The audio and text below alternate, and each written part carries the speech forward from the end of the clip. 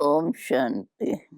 मीठे बच्चे, इस ड्रामा के आदि मध्य अंत को जानते हो।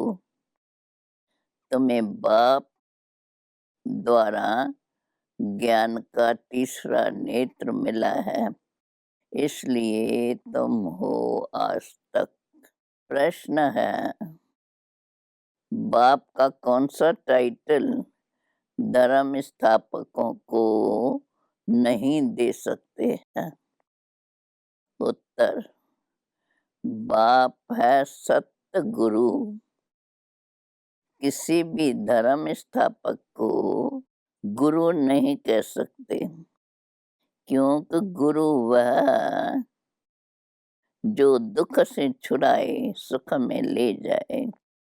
धर्म स्थापन करने वालों के पीछे तो उनके धर्म की स्थापना आत्माएं ऊपर से नीचे आती है, वो किसको ले नहीं जाती।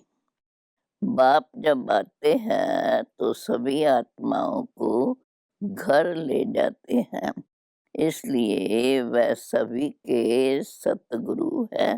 गीत है, इस सब पाप की दुनिया से ओम शांति। मीठे मीठे रूहानी बच्चों ने गीत की लाइन सुनी। ये है पाप की दुनिया। बच्चे जानते भी हैं पापात्माओं की दुनिया कितना बड़ा अंतर है, परंतु मनुष्य यह समझ नहीं सकते कि सचमुच यह पाप आत्माओं की दुनिया है। जरूर कोई पुण्य आत्माओं की दुनिया भी थी, उसको कहा जाता है स्वर्ग। पाप आत्माओं की दुनिया को कहा जाता है नर्क। भारत में स्वर्ग और नर्क की चर्चा बहुत है। मनुष्य मरते हैं तो कहते हैं स्वर्गवासी हुआ, तो इससे सिद्ध होता है नरकवासी थे, पतित दुनिया से पावन दुनिया में गया।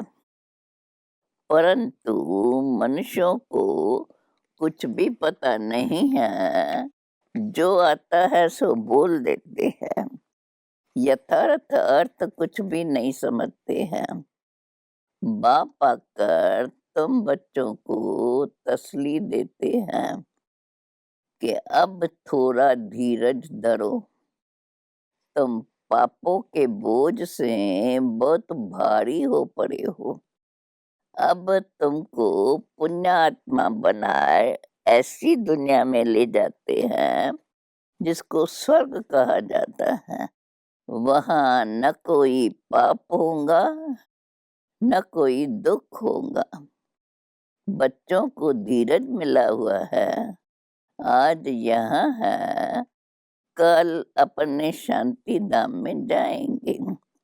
जैसे बीमार मनुष्य थोड़ा ठीक होने पर होता है तो डॉक्टर धीरज देते हैं कि जल्दी से तुम बहुत अच्छा हो जाएंगे। अच्छा, यह तो है बेहद का धीरज। बेहद का बाप कहते हैं तुम हो बहुत दुखी, पतित हो गए हो। अब हम तुम बच्चों को आस्तिक बनाते हैं, फिर रचना का भी परिचय देते हैं। ऋषि आज तो कहते ऐसे हैं कि हम रचता और रचना को जानते नहीं हैं। अब उसको कौन जानते हैं, कब और किस द्वारा जानते हैं, यह किसको पता नहीं है। ड्रामा के आदि मध्य अंत को कोई जानते ही नहीं। बाप कहते हैं मैं संगम युग पर आकर ड्रामा अनुसार तुम बच्चों को पहले पहले आस्तिक बनाता हूँ, फिर तुमको रचना के आदि मध्यांत का राज सुनाता हूँ, अर्थात तुम्हारा ज्ञान का तीसरा नेत्र खोलता हूँ। तुमको रोशनी मिल गई है, आँखों की रोशनी चली जाती है तो मनुष्य अंधे हो जाते हैं। इस समय मनुष्यों को ज्ञान का नेत्र नहीं है। मनुष्य होकर उस बाप और रचना के आदि मध्यांत को नहीं जानते, तो उनको बुद्धिहीन कहा जाता है। गीत में भी है, एक है अंधे की औलाद अंधे, दूसरे है सज्जे। दिखाते हैं महाभारत लड़ाई लगी थी और एक आदि सनातन देवी देवता धर्म की स्थापना हुई थी। बाप ने आत्माओं को आकर राजयोग सिखाया था, सत्युगी स्वराज्य देने के लिए। आत्माएं कहती है, मैं राजा हूँ, मैं बैरिस्टर हूँ। तुम्हारी आत्मा अब जानती है हम विश्व का राज पा रही है, विश्व के रचता बाप के द्वारा। वो किसका रचता है? नई दुनिया का।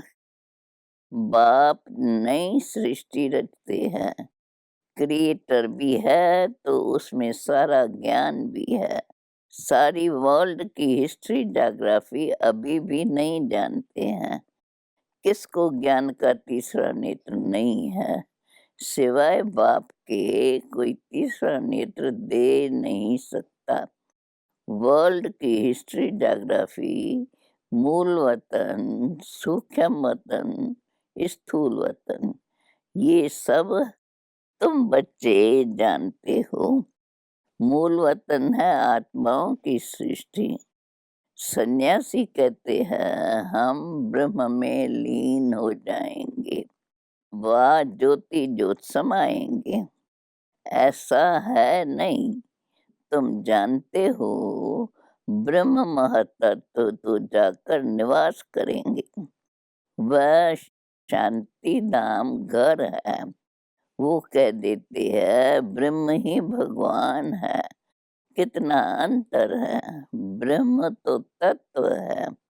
जैसे आकाश तत्व है, वैसे ब्रह्म भी तत्व है, जहाँ हम आत्माएं और परमपिता परमात्मा निवास करते हैं।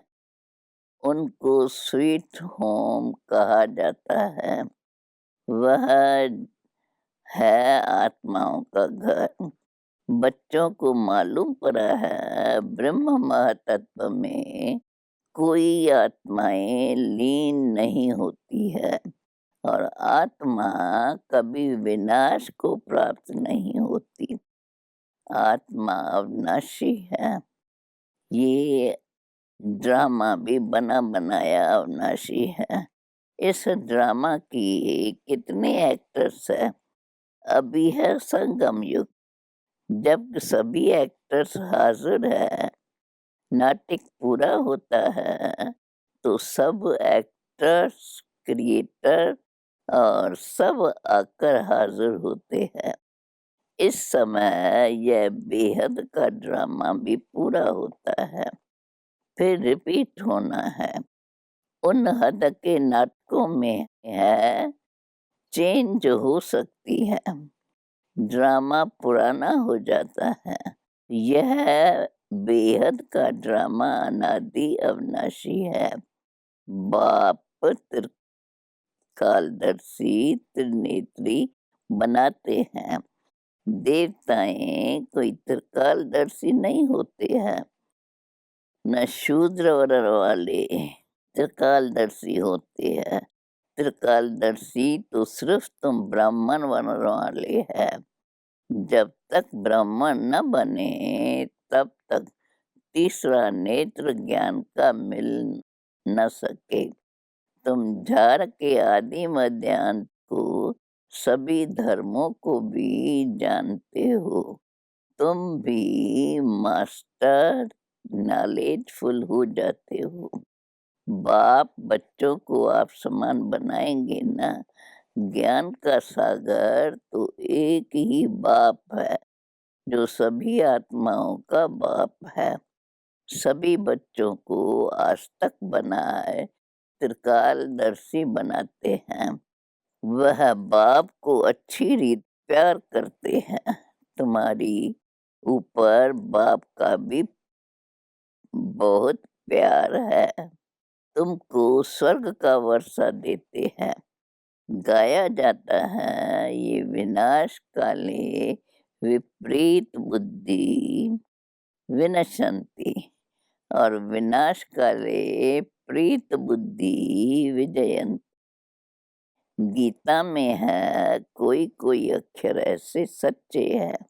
श्रीमद् भगवत गीता है सर्वोत्तम शास्त्र, आदि सनातन देवी देवता धर्म का शास्त्र। ये भी समझाया है, मुख्य धर्म शास्त्र है ये 4, और जो धर्म वाले हैं वह आते ही है सिर्फ अपने धर्म की स्थापना करने। राजाई आदि की बात नहीं, उनको गुरु भी नहीं कह सकते हैं। गुरु का तो काम ही है वापस ले जाना। इब्राहिम, बुद्ध, क्राइस्ट आदि तो आते हैं, फिर उनके पिछाड़ी उनकी वंशावली भी आती है। गुरु है तो बहुतों को गुरु कह देते हैं। ब्रह्मा, विष्णु, शंकर को भी गुरु नहीं कह सकते। एक शिव बाबा ही सर्व का सद्गति दाता है। पुकारते भी एक राम को ही है ना। शिव बाबा को भी राम कहते हैं। बहुत भाषाएं हैं तो नाम भी बहुत रख देते हैं। असल नाम है शिव। उनको सोमनाथ भी कहते हैं। सोम रस पिलाया अर्थात ज्ञान धन दिया। बाकी पानी आदि की तो बात ही नहीं। तुमको सन्मुख नॉलेजफुल ब्लिसफुल बनाए रहे हैं। बाप तो ज्ञान का सागर है। तुम बच्चों को ज्ञान नदियाँ बनाते हैं। सागर एक होता है। सागर से अनेक नदियाँ निकलती है। अभी तुम हो संगम पर। इस समय यह सारी दुनिया रावण का स्थान है। सिर्फ एक लंका नहीं थी, सारी धरती पर रावण का राज्य है। राम राज्य तो बहुत थोड़े मनुष्य होंगे। यह सिर्फ अब तुम्हारी बुद्धि में है। बाबा ने समझाया है, मैं 3 धर्मों की स्थापना करता हूँ। ब्राह्मण, देवता, क्षत्रिय, फिर वैश्य, शूद्र वर्ण में, और अभी सभी आकर अपना अपना धर्म स्थापन करते हैं। अनेक धर्मों का विनाश भी कराते हैं। भारत में त्रिमूर्ति का चित्र भी बनाते हैं, परंतु इसमें शिव का चित्र गुम कर दिया है। शिव से ही सिद्ध होता है कि परम पिता परमात्मा शिव ब्रह्मा द्वारा स्थापना, विष्णु द्वारा पालना कराते हैं। उनको कर्म करावनहार कहा जाता है। खुद भी कर्म करते हैं तो बच्चों को भी सिखलाते हैं। कर्म अकर्म विक्रम की गति भी समझाते हैं। रावण राज में तुम जो कर्म करते हो वह विक्रम बन जाते हैं। सत्युग में जो कर्म करते हो वो अकर्म हो जाता है। यहाँ विकर्मी होता है क्योंकि रावण का राज्य है। सत्युग में 5 विकार होते ही नहीं। एक एक बात समझने की है और सेकंड में समझाई जाती है। ओम का अर्थ वे लोग तो बहुत विस्तार से समझाते हैं।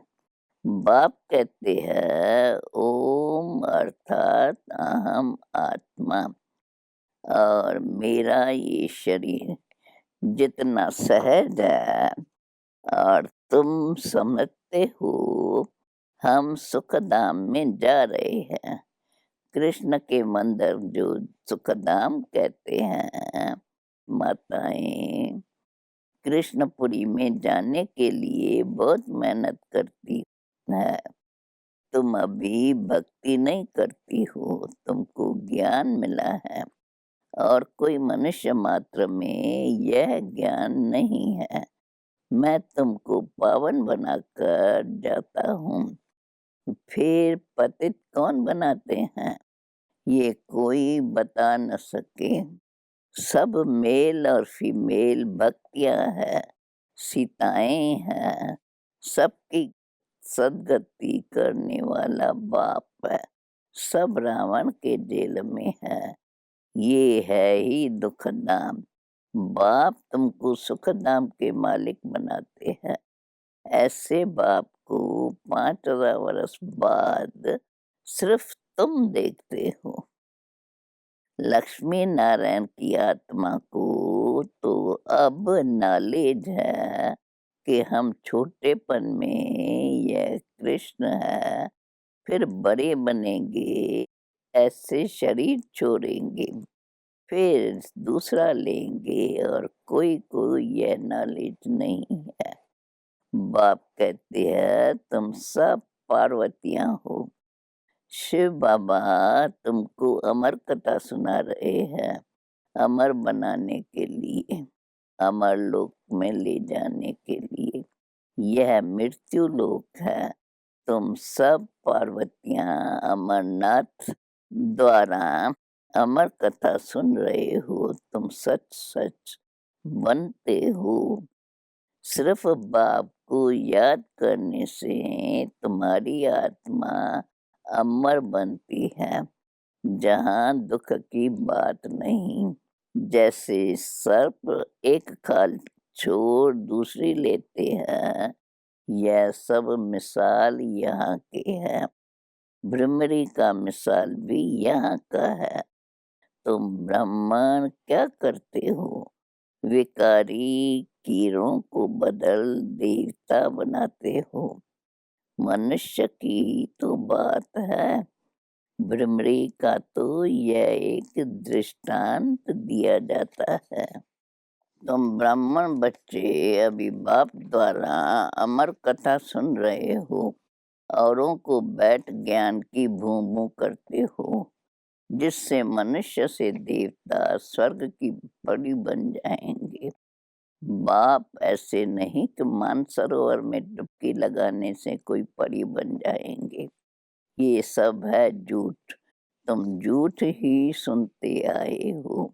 अब बाप ट्रुथ बनाते हैं।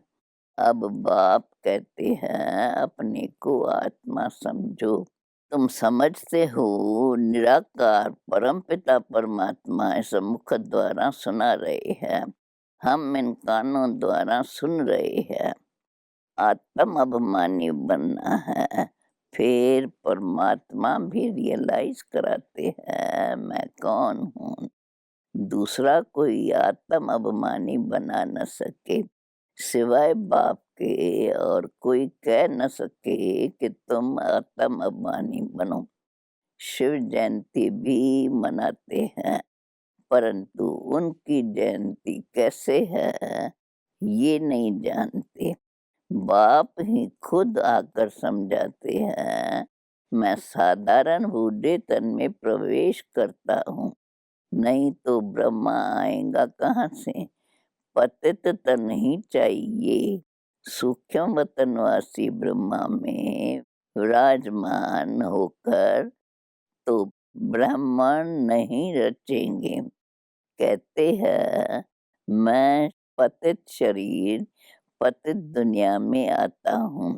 गाया हुआ है ब्रह्मा द्वारा स्थापना, फिर जिसकी स्थापना करते हैं, जो यह ज्ञान पाते हैं, वह देवता बन जाते हैं। मनुष्य ब्रह्मा का चित्र देखकर मूंझ जाते हैं, कहते हैं यह तो दादा का चित्र है। प्रजापिता ब्रह्मा तो जरूर यहाँ ही होगा। सूक्ष्म वतन में कैसे प्रजा रचेंगे। प्रजापिता के बच्चे हजारों ब्रह्मा कुमार कुमारियां हैं, झूठ थोड़े ही होगा। हम शिव बाबा द्वारा वर्षा पा रहे हैं। तुम बच्चों को समझाया है वह अव्यक्त ब्रह्मा है। प्रजापिता तो साकार में चाहिए, यह पतित ही तो पावन बनते हैं। तत्वम। अच्छा, मीठे मीठे सिकीला दे बच्चों प्रति माता पिता बाप दादा का याद प्यार और गुड मॉर्निंग। रूहानी बाप की रूहानी बच्चों को नमस्ते। अवधारणा के लिए मुख्य सार।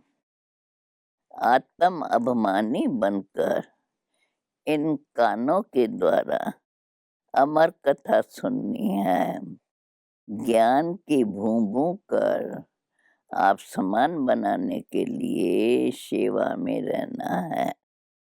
दूसरी बात, बाप समान नॉलेजफुल ब्लिसफुल बनना है। सोम रस पीना और पिलाना है। वरदान, फॉलो फादर और सी फादर के महामंत्र द्वारा एक रस स्थिति बनाने वाले श्रेष्ठ पुरुषार्थी भव। सी फॉलो फादर इस मंत्र को सदा सामने रखते हुए चढ़ती कला में चलते रहो, उड़ते चलो। कभी भी आत्माओं को नहीं देखना, क्योंकि आत्माएं सब पुरुषार्थी है। पुरुषार्थी में अच्छाई भी होती है और कुछ कुछ कमी भी होती है, संपन्न नहीं। इसलिए फॉलो फादर नक ब्रदर्स सिस्टर्स। तो जैसे फादर एक रस है, ऐसे फॉलो करने वाले एक रस सुतः हो जाएंगे। और अब स्लोगन है, परचिंतन के प्रभाव में न आकर शुभ चिंतन करने वाले शुभ चिंतक मणि बनो। ओम शांति।